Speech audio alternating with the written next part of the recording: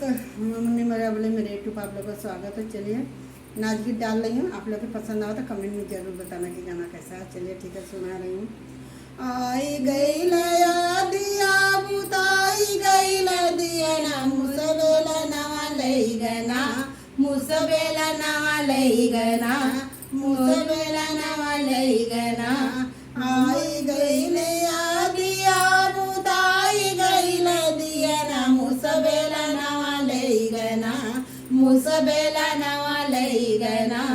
मोर दानिया हेराली मुसबेला नवा लई गना मोरी दानिया हेराली मुसबेला नवा लई गना। सासू को जयाड़ई नदिया को जगड़ई मोर बला मुआ को जना मोर बला मुआ को जना।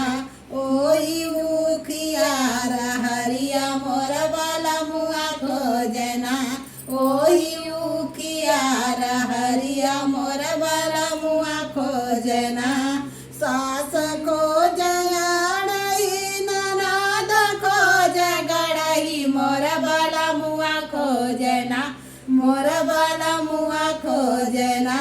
ओही मुखिया हरिया मोर बला मुआ को जना ओही मुखिया हरिया मोर बला मुआ को जना।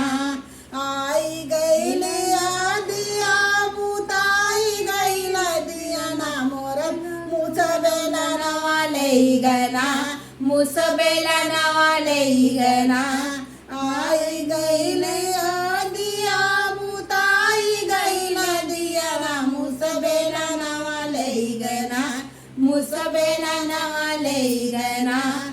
सासू मोरी उसकी नदी जे सुसुकी मोर बला मुआरो ना मोर बला मुआरो ना।